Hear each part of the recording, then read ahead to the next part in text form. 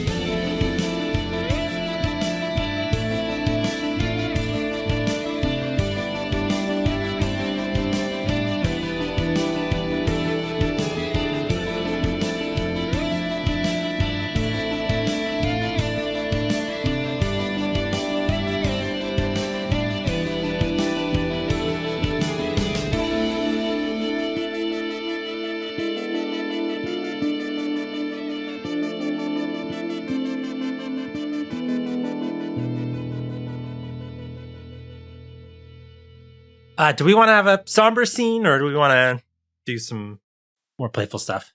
It's been pretty playful so far. I think I'm curious if we've talked before about like Kael might tell a story even just independent of all this. Yeah, I have an idea for it. Yeah, like what is it that prompts that? We are moving, right? We are moving, yes. Yeah. Okay. But that'll happen like at the end of downtime, so to speak. I guess it doesn't matter either way because this is going to be prompted by seeing something in the forest, and this could just be like near camp or on the campsite. But I think in the proximity of the camp, there is a Bodhi tree, like an ancient fig tree. And I think this is like a tree that is really important in like Iliander, like spirituality. And I think this is just one of those like, time by the fire with Kael kind of moments. I don't think they're speaking to the whole Legion, but they're speaking to whoever's around and whoever's curious. They're looking very contemplative. They kind of like have their hand on the tree, running it along the bark. They say, the Consonant Legion is a very old tree.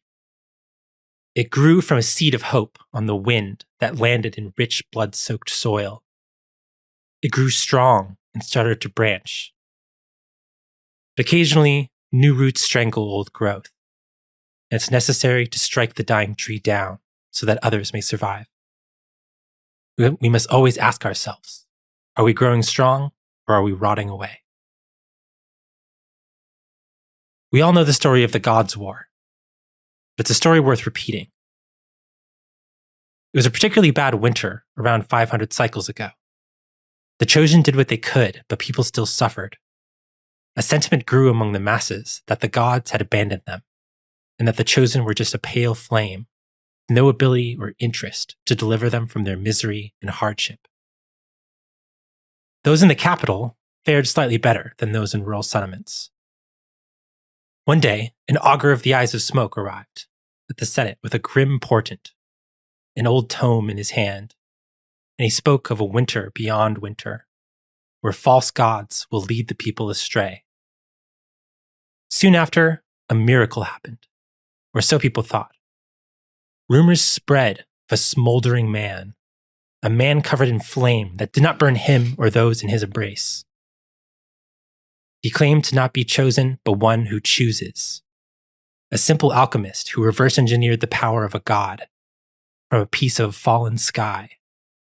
dedicated to do what the chosen will not. He traveled from town to town, bringing miracles and awakening the power of divinity in others. His true name is lost, but his followers called him the Kindling Priest. Kindling Priest's agenda and ambition stretched beyond just helping people. He spoke of the uselessness of the Senate, the fickleness and the ambivalence of the chosen and the gods. He riled up the cold, hungry, and angry. He promised people safety, that they would be the stewards of a new society when this war was over. One where the people took godhood into their own hands. The capital lasted as long as they could, but the Kindling Priest was clever, blessing a follower with the power to shape stone.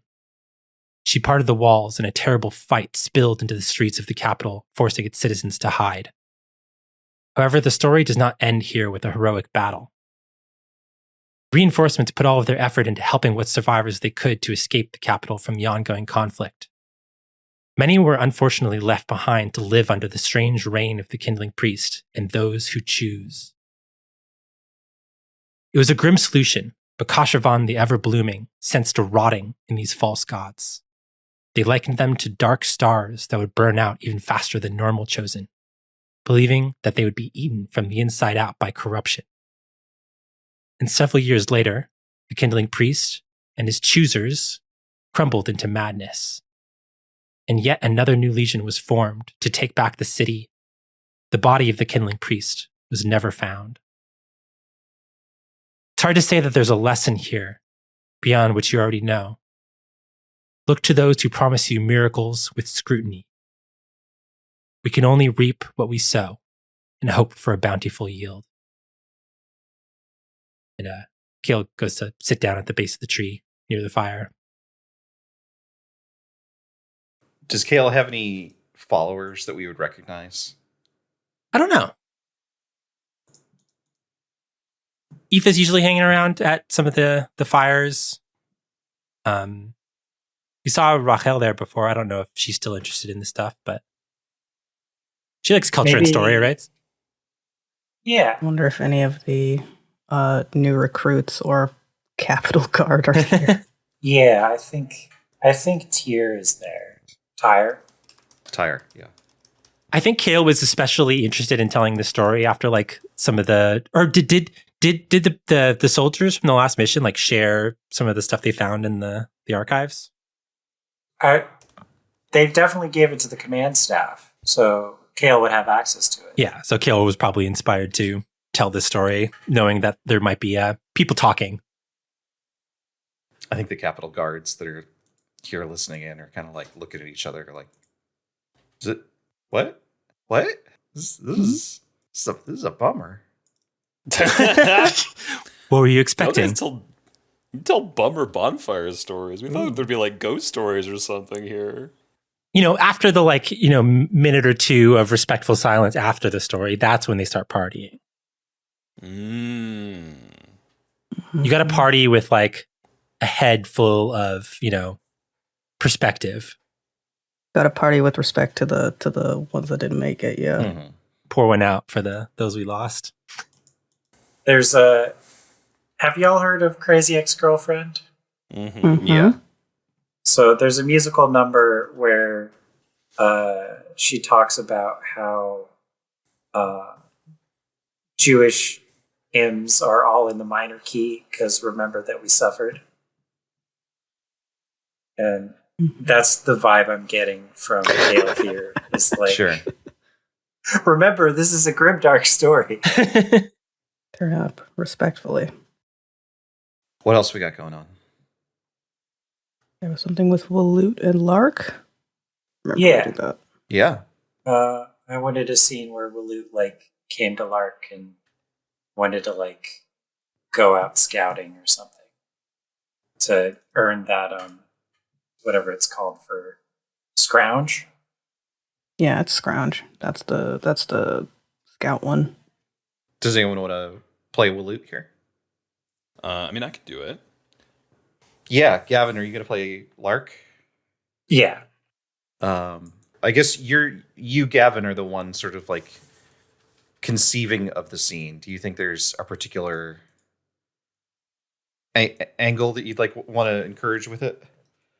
So what I was imagining was like Lark is packing up a like pack of traps or whatever, and Waloot comes up to her and is like, "I want to do what you're doing. How do you do? How do you do this?" or something. I think what Waloot would say, I think she's been a little bit distant from everybody. And I think she comes up to Lark and she'd basically be like, hey, Lark, Captain, Raise his eyebrow. the stuff you were doing on the mission, that was, I wasn't there, but I heard about it. That was really cool. And then she like grimaces because she said cool in front of like the superior officer. And then she goes, anyway, I was wondering if you're not busy, if you could teach me how to do that stuff. Lark stares at you for a second with the eyebrow still raised. Yeah, sorry, I knew it was stupid. I'm sorry. Stands up. Okay. Pulls the pack of traps over one shoulder. Signs for follow me. Yeah, sure, definitely. She like picks up after you.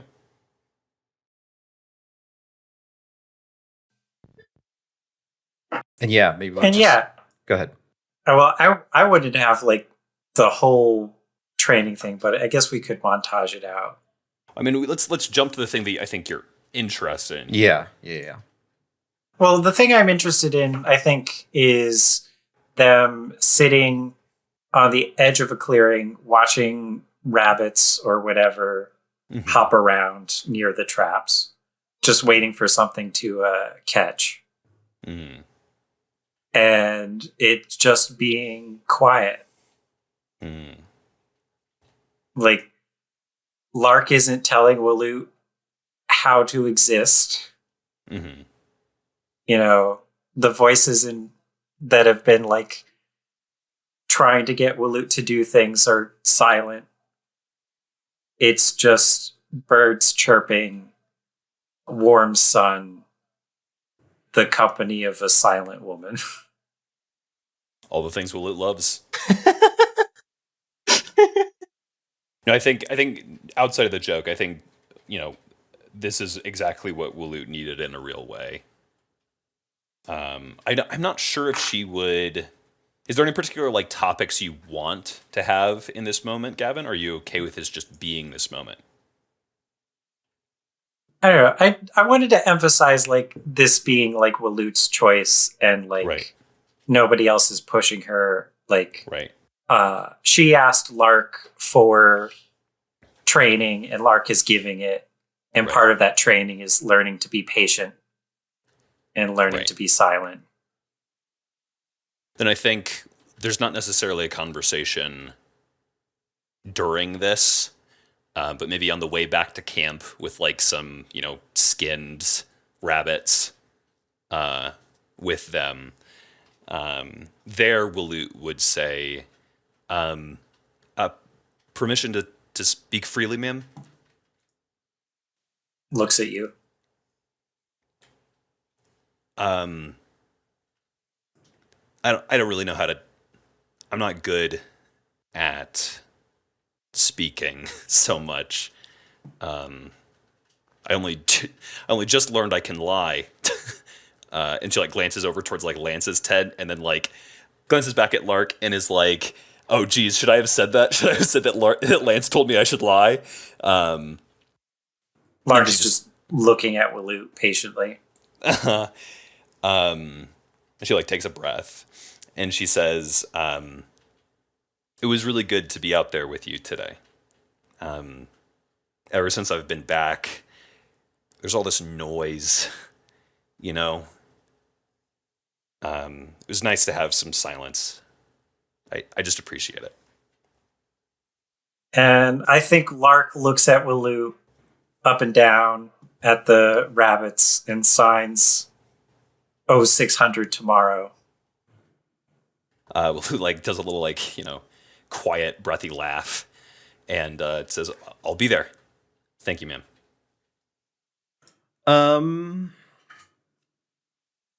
I think Karla asks to speak with the commander. Okay. I don't know if that request makes it to Azar. I think that's up to the marshal. I think Marshal goes to the commander first. I thought it would be much funnier if Marshall just went, "Who's Karla?" to the rookie. Marshal knows who Karla is. That's kind of his job. I guess. How does the marshal express? Also, does the marshal get more details about like what she wants to talk about? Does she tell the rookie? No. Good question. Oh, okay.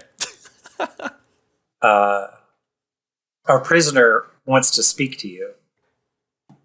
Should I go instead? Azar is at his desk, right? It's the scene we've seen so many times. The desk is full of papers. There's a couple rookies there. He sent them off as soon as Marshall stepped into the tent. He stands up and says, "I could use the walk. Let's go together." Nods. I think that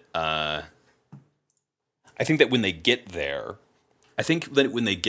Azar, or maybe this was like on the way they talked through this, and I think when they get there, the marshal enters the tent first, alone. If that works for you, Gavin. Yeah. Have you checked up on her? What has Marshall's interactions with Karla been like over the past couple of weeks? He's made sure that she's been fed. Marshall's probably been trying to keep contact to a minimum. Mm-hmm. She sees the same person every day, hand her food. They do not look her in the eye. They do not speak to her. They do not acknowledge her existence. It's as if they are entering the tent, putting the food down in a spot, and then leaving. Devin, has Kael continued to like visit? I think so. As like counseling? Okay. Counseling and just kind of, vibe checking. Sure. But that's like their one point of contact. Her one point of contact. Socially. Yeah, I mean, Kael doesn't like interrogate her or anything like that.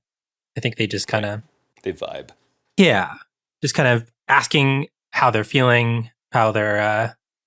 what they're thinking about all of this. I don't know. I am actually kind of wondering what they would talk about. When you limit the number of people that will talk to you, weird things happen to people. Mm-hmm. Maybe they bring games. Yeah. Yeah, I imagine maybe even at Karla's suggestion, a lot of Kael's visits are like small talk or just pastimes and stuff like that. I think Kael has this like old Iliander game that's sort of like almost like a TTRPG. It's like a game where you have like a deck of cards that have lots of like symbols on them, and Cool. like each person like it's like kind of competitive, but like every time it's your turn, you get to like take the narrative of the story. Sure. Oh, it's like what's that rap battle that they did in the Sandman? Except there are cards involved. What? Oh, I don't remember that at all. I don't know the reference. I was going to say maybe The Sandman. I think they just play Anomaly by Sniper Serpent. Oh my God. Yeah. Competitive Anomaly. All Anomaly is competitive. Yeah, that's absolutely true.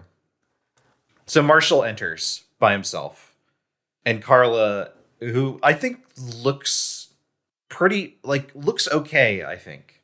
Like, well taken care of. Looks up and is like, is it just you? Sir? I hear that you're looking to speak to the commander. Yes. Is that possible? What do you want to speak to the commander about? My present circumstances. I'm perfectly happy to talk with you if... And she, like, meets your gaze and is like, if you're in a position to do anything about them. I'm guessing Azar's listening in on the other side and can jump in at any time. So, Marshal for now is like, you can speak to me.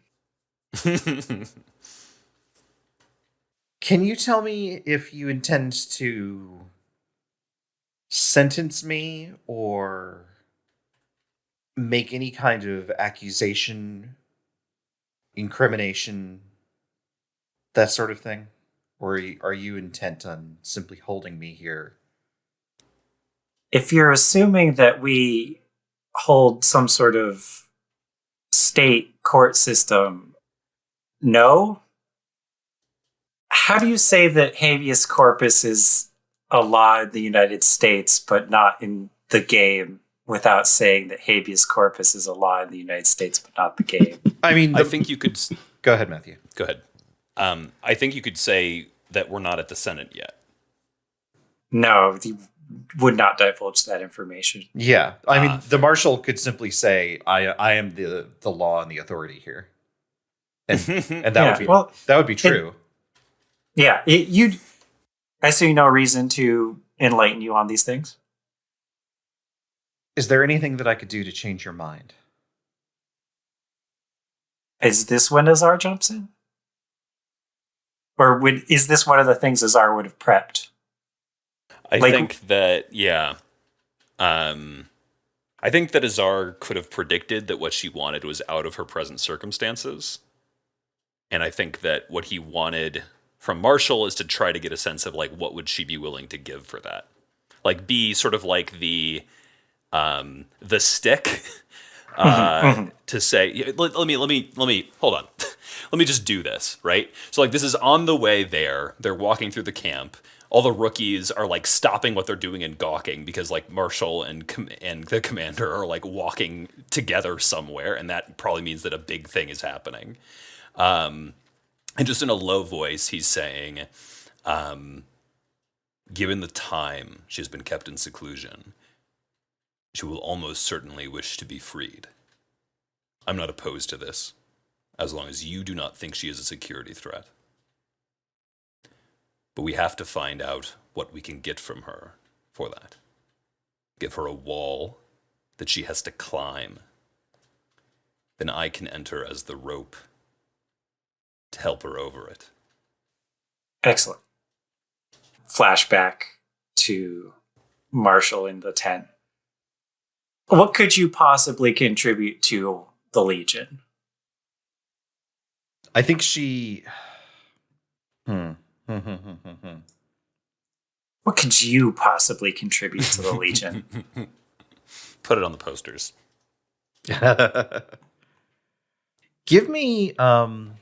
This is probably Marshall has 4 in Marshall, but probably only 2 in Sway. Yeah. Yeah, give me a 2d6 fortune roll. Let's just see how this plays.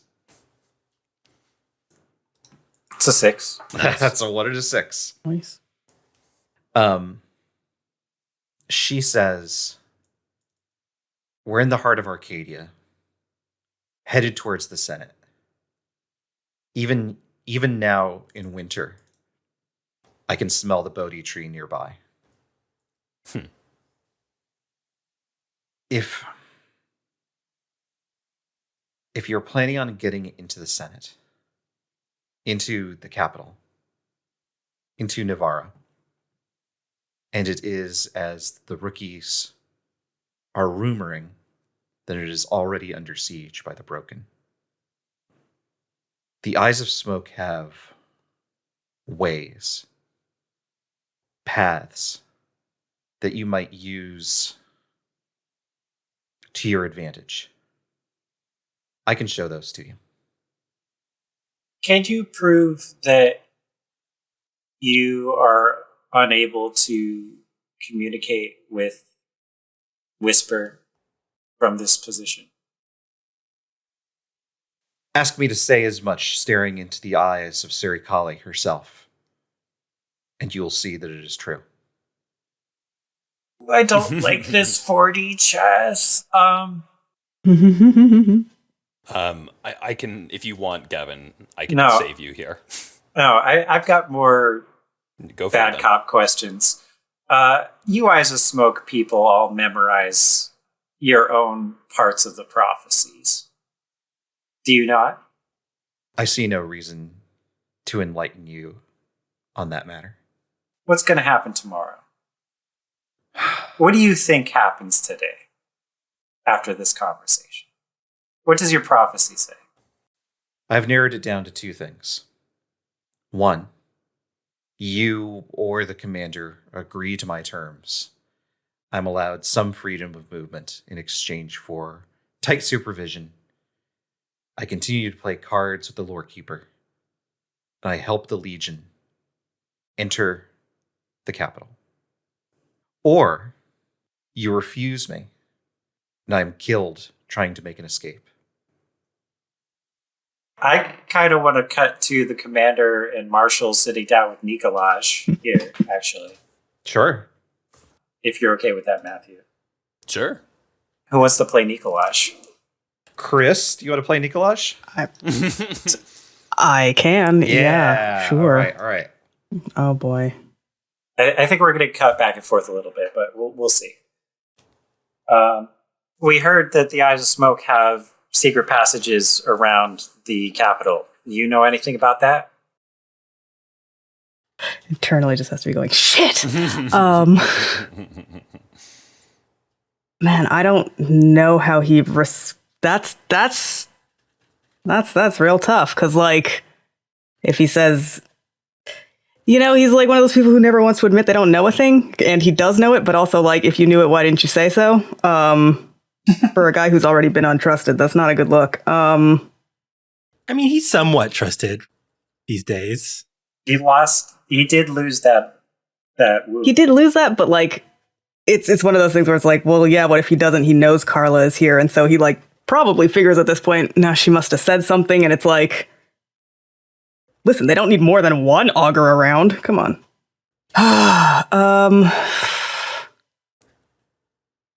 I wonder if there's a way he can like spin what he specifically looked for and found in the Lyceum into a like, you know, I haven't quite cracked it, yes, but I suspected the same, you know?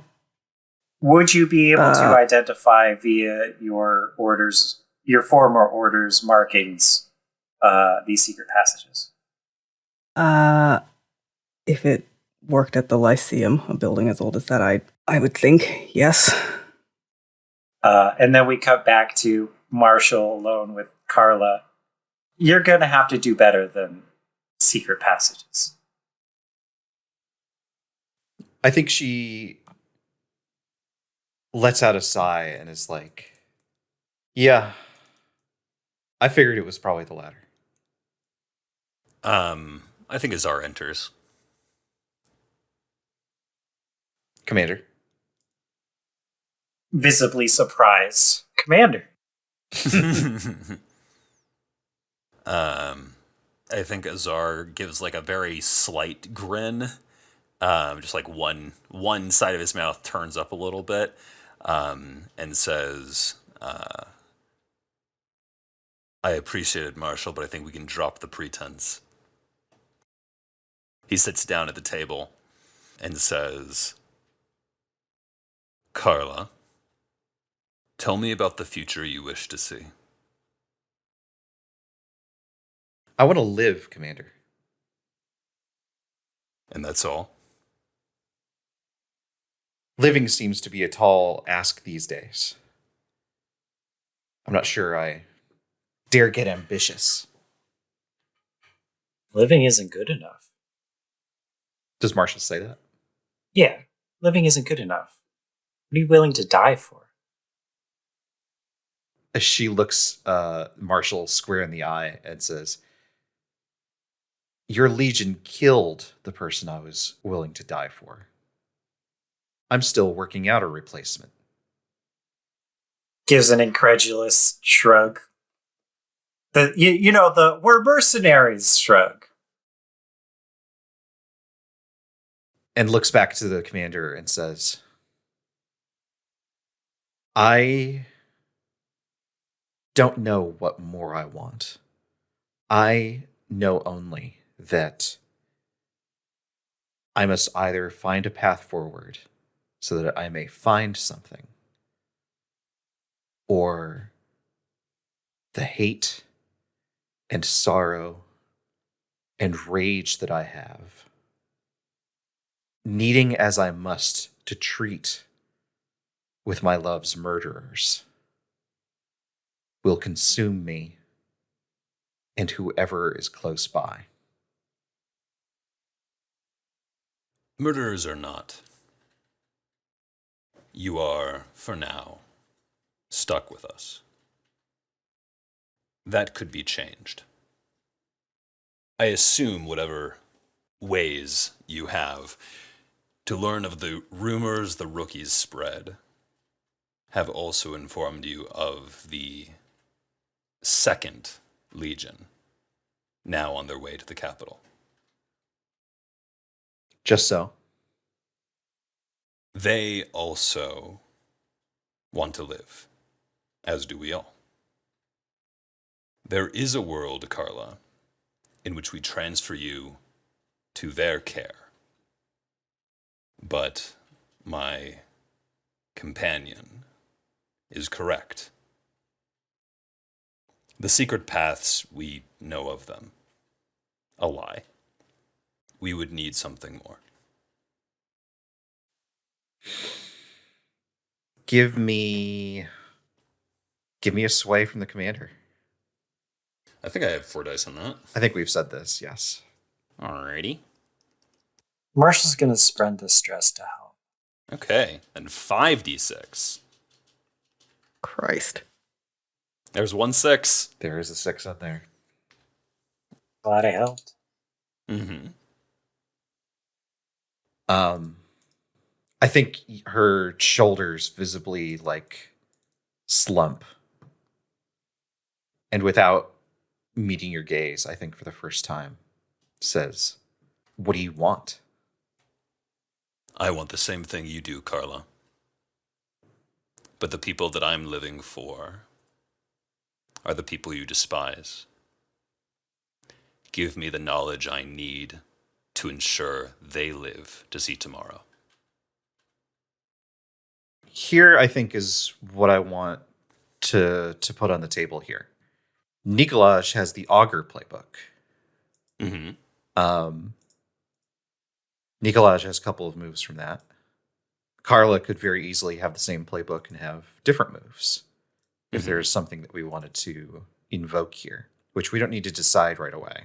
But a couple that stand out, there's Cassandra's Oracle, which speaks something into existence in some way. There's also Never Again, where she willingly becomes blighted and manages to sneak into the siege in order to commit some action. That's kind of what I have in mind. I'm open to other ideas. I like the idea of this being more specific, because what I was sort of thinking about here was just like an intel. Sure. Yeah, that makes sense. But I think there's definitely their cooler version of this. I almost like from here, it almost cuts to montage of the two of them interrogating her. Not interrogating, but grilling her with questions. Writing lots of notes. Generating one intel basically out of that. Yeah. I'm not opposed to that. I also don't think that certainly Azar and probably not the Marshal either would approve Never Again, because they'd just be like, oh, she's just going to go over to the other side. Oh, she has a blight? We need to execute her Yeah, exactly. So yeah, maybe the net benefit here is that you get an additional intel in exchange for her being transferred to the other Legion in protective custody or something like that. That works for me. But maybe Azar will get a prophecy out of it anyway. Yeah, She could curse him here. that'd be fun. Yeah. A prophecy nobody would want. Maybe she asks. She says that she'll give a prophecy, but only if like Marshall will leave the room. And then like in the quiet of just her and Azar, she says like, "You will sit on the throne, the old throne of Draknor," or something like that. That doesn't say like, you know, this is going to be a cursed chalice, right?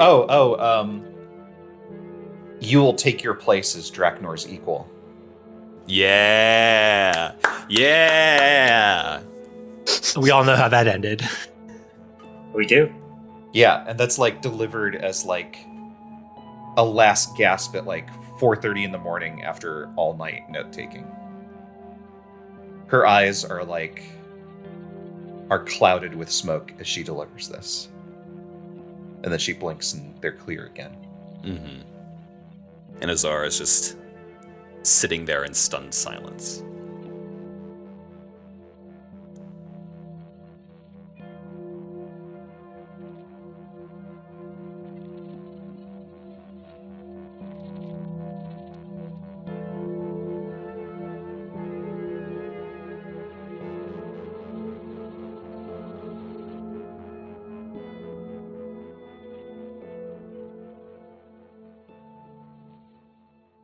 I have like a smidgen of an idea, but I haven't been able to figure out what it is.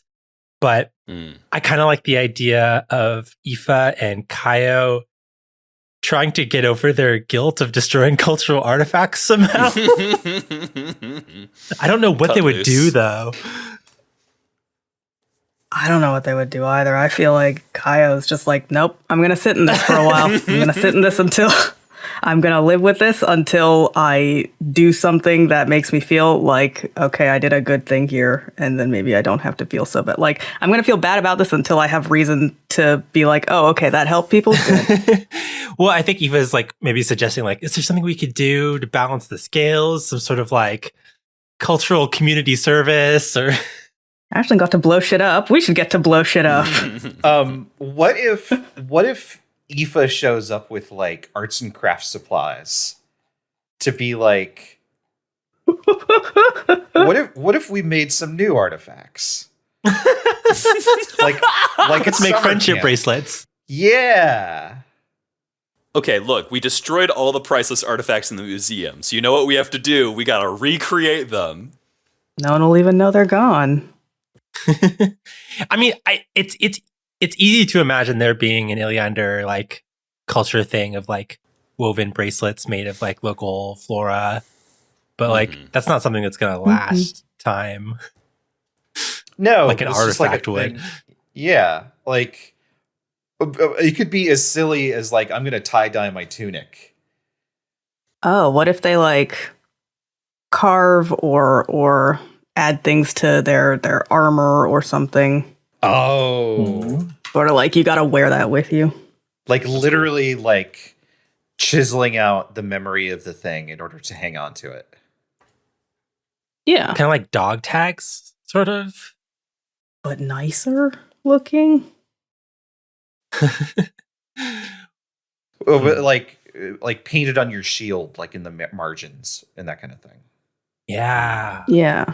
Or the inside or like of your breastplate. If Aoife's got or like if Aoife's got, this wooden rifle. I don't know what Aoife's armor situation is because it seems like she probably travels pretty light, but like, right, can like do some wood carving into the rifle. But yeah, Kayo has big armor, big shield. I feel like there's a decent amount of space to work with there. Yeah. Because I'm trying to think maybe there's some sort of parody with like the horn I described where you're like inscribing some sort of like story or some sort of memory. And maybe like having this be a thing that like a bunch of soldiers do, like to like be remembered in the future if this all goes poorly. Yeah, I mean, if Aoife and Kayo are doing something, a handful of rookies are going to start doing it immediately. And I think we talk Suleiman into giving us some like supplies for making like dyes and stuff. since it was his fucking idea in the first place. Absolutely. And it worked perfectly. I don't understand the problem. Okay. I didn't even use corruption in any of these dies. These are my blight-free dies. Hang on now. I give you one. Hang on. One with a little bit of corruption is surprise. Wait, which one is it now? I forget which one it is. Yeah, I need to taste them real quick.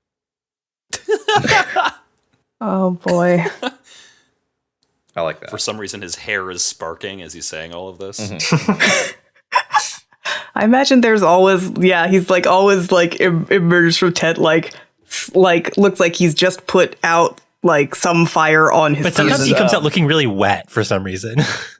Oh, jeez. He's No. So one thing that he's been trying to do is he's been trying to dye his hair prismatic, like the horses that we got from The horses. Yeah. And so periodically you'll just find a horse in there, just like hanging out inside the tent. The horses chill. Keeps trying to like get some of their hair and then burn it into a powder or something, but the horse hair melts. That's not how this works. Oh, that smells so bad. That's not how any of this works. Mm. And yet, He won't know that till he tries. I'm an experiential learner. I have to do these things myself. God. Oh, yeah, I dig that. The only thing I had in mind was command staff probably got to talk about who should blow the battle horn Mm-hmm. if we are indeed moving. We are moving. Yeah. Well, the gamer in me wants it to just be a nameless rookie. But the director in me wants it to be someone we know. Mm-hmm. Yeah. I wonder if there's a question if it would affect Waloot differently. Ooh, but we don't want her to give her a corruption yet. Yeah, I know, but I wonder if that comes up, if that is posited. We have Yeah, I also don't want her to have a corruption. we have either. 6 soldiers now, so if she did get a corruption, that would be fine. She is one step away from getting a corruption. Yeah.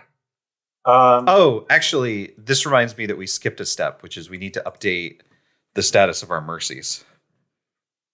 Oh, I thought that. Oh, don't we only do that if we actually Nope. do R&R? They Oh. they recover from being wounded either way. Oh, Oh, nice. cool. Oh, Okay. good. Yep. Good job, Oak. yeah. Yep. Oh, yeah, I forgot about him. Love that for you. He's so cool. How could you He is pretty cool. Anyway. But yeah, I didn't know if we were just going to be like, you there, rookie, your turn. Or if that was a thing we I wanted thought the to horn was dig for into. if we wanted to stay.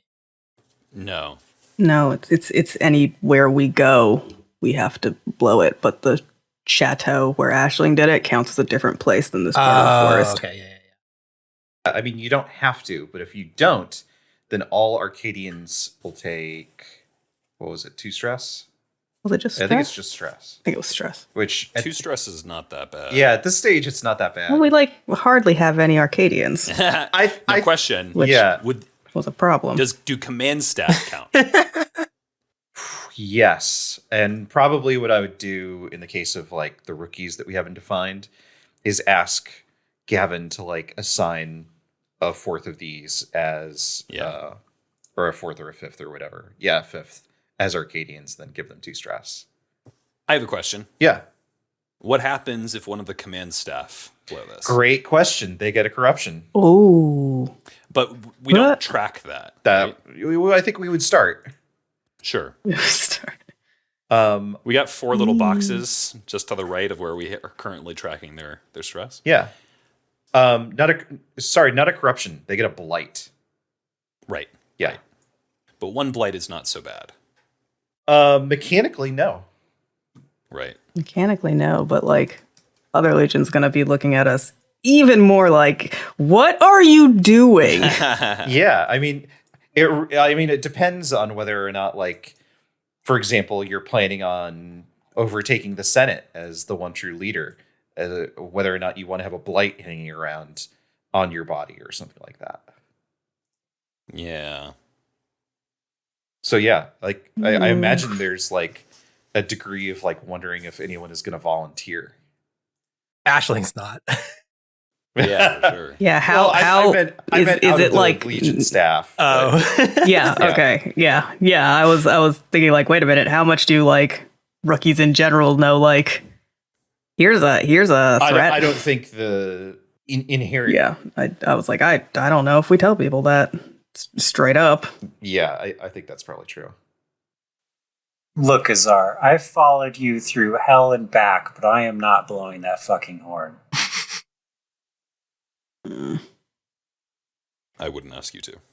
So I think as directors, Mm-hmm. I think there's two things that are kind of interesting here, or two categories of thing that are interesting here. I think the version of this where we are heartless, the command staff is heartless enough to not tell oh wait, hold on. I just thought of a very, very mean and awful thing to do. Yeah, we might have thought of the same thing. What do you think, Kris? Is it Karla? No. Oh, well, it could be Oh. Karla. But I was thinking like we could just get anybody to do this. No, not the caravan. No. Well, I had an idea for a rookie who we could get to do this, who's named. Oh, yeah? Yeah, Oh, you no. know who's been growing a death wish lately? Oh. Are you talking about which of the two survived? Jemma. Jemma? It's Jemma. No. What if, Yeah, Jemma might volunteer. What if Jemma volunteered? It was like, I heard you're looking for something to blow the horn. I'll do it. I'm into that. I'm very into that. How much talk around camp is there about what happened to Ashling? I mean, people can It see was that pretty they're public. I bet Fucked up. Ashling is like, man, if they ask me to do that again, absolutely not. And Jemma overhears this and is like, huh. And like gets up without saying anything to anyone and heads off to the tent. Yeah, I'm into that. This is good. This is good to me. This is terrible. What cool boy. bits are there? I just have the list. I can copy and Sad. paste it. Because I was looking at it because I was thinking about does Azar volunteer for this? And I think he might have still. But I think that Jemma doing it saves him so that he doesn't have to. Mm-hmm. I'm just formatting it because the PDF copied weird. I'm putting it in general. Visions, rot, rage, mutation, miasma, hunger, host, anathema. Oh, Christ. Jemma is still a rookie, right? Yes. Mm-hmm. Mm-hmm. Does it kill him? No. Rookies can get 4 blades. Okay. Everyone can get 4 blades. Yeah, you're right. Blights are so democratic. They are.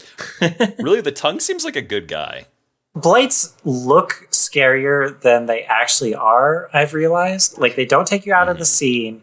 It's just that there's no way to resist them. That's what makes them scary. Mm-hmm. I mean, if the tongue really is the kindling priest, he seemed like a pretty nice guy. He's like, you get to be a god, and you get to be a god. Yeah, I love when the Senate was a commune. Was Jemma the silver-haired anime boy, or was that Penthos? They're both kind of anime boys. I don't remember either of them having silver hair. I just know them as the anime boys. One of them definitely did have silver hair, but embarrassingly, I don't remember which one. So I think I'll fix it in post. I think I made a joke about how Jemma was becoming the silver-haired anime boy. Probably, yes. Because I think Penthos was the one who had the silver hair, and then Penthos died. And so what if it's discolored hair? What if Gemma's hair is the same color as Penthos's now? Do you know what's funny is that I based Jemma and Penthos on Gon and Kahlua from Hunter x Hunter, which I've never which I've never watched. Incredible. But I know that these are two small boys. And so I was like, that's perfect. I'll just use those. Well, okay, if it's hair changing into Penthos's hair, then what if it was host? Oh God! And He wanted to some, like, if Waloot can come back Oh, jeez. I- That's awful. This reminds me a lot of a memory called Empire. Has anybody read that? I have not read it Yeah. yet. Please don't spoil me. The main conceit of the book you learn like right away is that like there's these people that have this like machine in the back of their skull that like has the recorded memories of like a person that lived before them that like helps them in their duties. And that kind of reminded me of that. Like you're carrying this, not really the spirit of a person, but like this inscribed memory. What if it's visions? Oh, like host would come later. Yeah, exactly. What if Like it's Gemma's visions gonna now? volunteer every time. Uh-huh. Okay, visions now. This is fucked I up. see Penthos. Yeah, I see Penthos in the corner of my eye. And no wonder he keeps volunteering. Yeah, right? absolutely. He gave me a He's cool. like, yeah, this horde is great. Yeah, he gave me a thumbs up. All right, reduce pressure by 1. God, what the fuck have we done?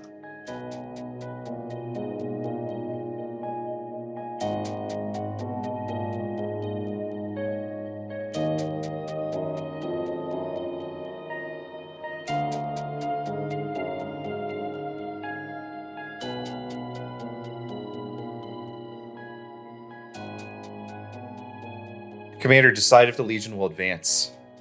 Yup. We're doing it. We're headed to Novara, the capital. So pressure is at 0. No gain from using horses here. Mm-hmm. And this is our how much time ticks we're in. They are busy anyway. Will someone please get the horses out of Suleiman's tent? Is their tent Right. now? You have entered the horse zone. Horses roommates. He pay rent. Do not kick him out, landlord. All right. Bam. Oh my god! This is the worst thing to happen.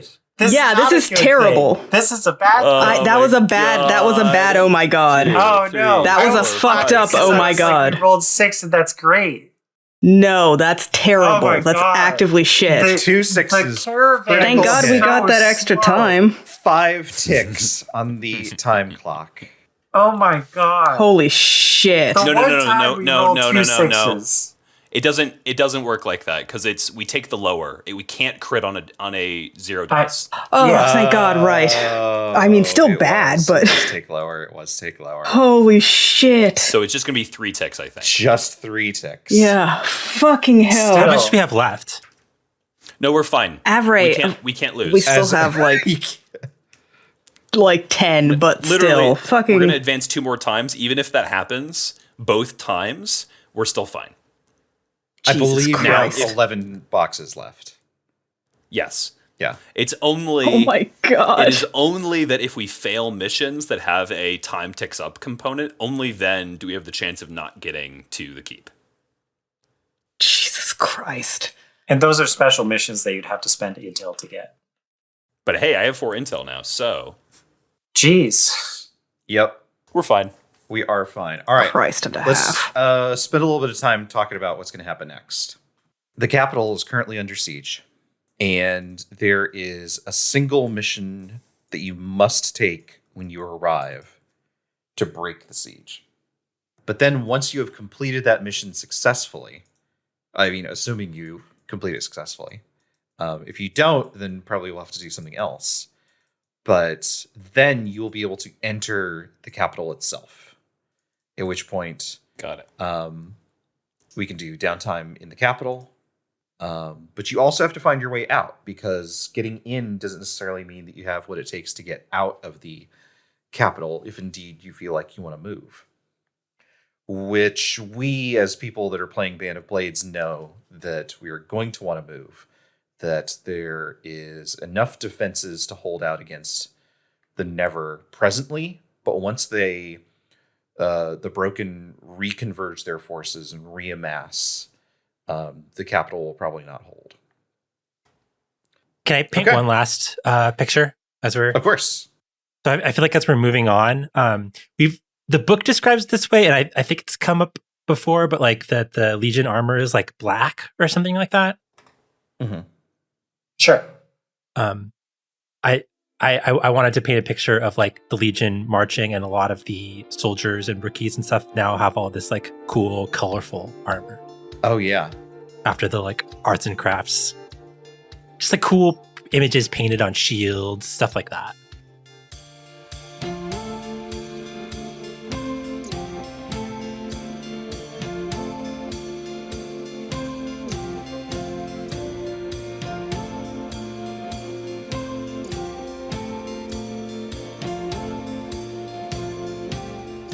Oathsworn is an actual play podcast created by Devin Nelson. Gavin Fregeau. Kris Allison.